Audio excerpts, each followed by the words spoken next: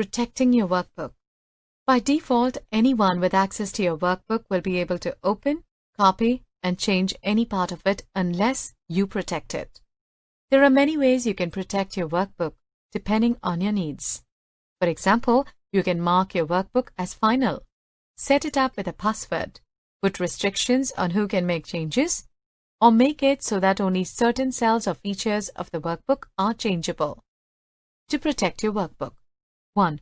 Click the File tab to access the Backstage view. 2. From the Info pane, click the Protect Workbook command. 3. Choose the option that best suits your needs. In this example, we will select Mark as Final. Marking your workbook as a final is a way to discourage others from making any changes to the workbook. It will alert whoever opens it that typing, editing, and proofreading commands are unavailable. 4. Click OK. 5. Another dialog box will appear. Click OK to confirm. Using templates. In Microsoft Excel 2010, you have many templates that can save you a lot of time. A template is a pre-designed spreadsheet that you can use to create new spreadsheets with the same formatting and predefined formulas. With templates, you don't need to know how to do the math or even how to write formulas. These are already integrated into the spreadsheet. In this lesson, you will learn how to create a new workbook with a template, as well as basic information about how templates work in Microsoft Excel 2010. Microsoft Excel 2010 allows you to create a new workbook using a template, which is a pre-designed spreadsheet. Several templates are preloaded in Microsoft Excel 2010 and others are located on office.com. To create a new workbook using a template. 1. Click the File tab to go to the Backstage view. 2. Select New. The Available Templates pane appears. 3. Click Sample Templates to choose a built-in template, or select an Office.com template category to download a template. In this example, we will download a template from Office.com. 4. Thumbnail images of the templates you have to choose from appear in the center. A larger preview appears on the right. 5. Select the desired template, then click Download to open it. If using a sample template, Download will be replaced by Create. 6.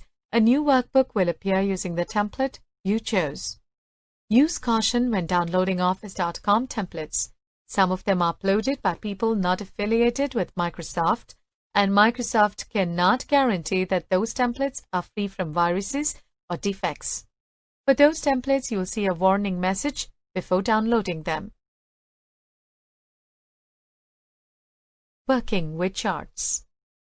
A chart is a tool you can use in Microsoft Excel 2010 to communicate your data graphically.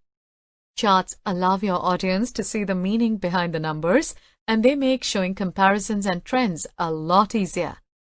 In this lesson, you will learn how to insert charts and modify them so that they communicate information effectively.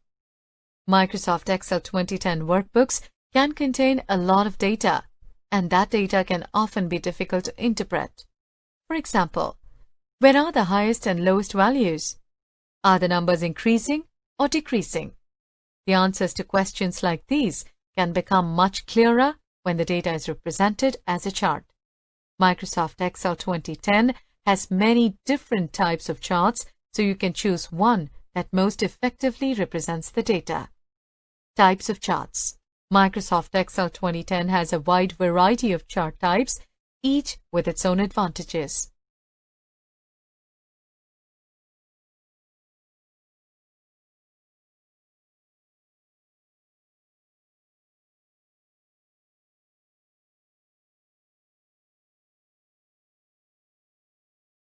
Identifying the parts of a chart. Click the buttons in the interactive below.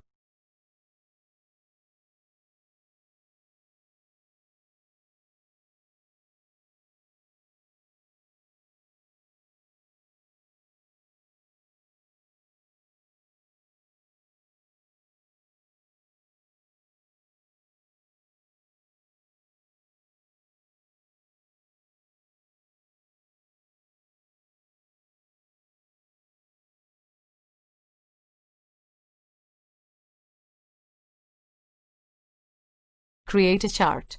1. Select the cells that you want to chart, including the column titles and the row labels. These cells will be the source data for the chart. 2. Click the Insert tab. 3. In the Charts group, select the desired chart category. Column, for example. 4. Select the desired chart type from the drop-down menu. Clustered column, for example. 5. The chart will appear in the worksheet. Chart tools. Once you insert a chart, a set of chart tools arranged into 3 tabs will appear on the ribbon. These are only visible when the chart is selected. You can use these 3 tabs to modify your chart. To change the chart type. 1. From the Design tab, click the Change Chart Type command. A dialog box appears. 2. Select the desired chart type and click OK. To switch row and column data. Sometimes when you create a chart, the data may not be grouped the way you want it to be. In the clustered column chart below, the book sales statistics are grouped by fiction or non-fiction, with a column for each year.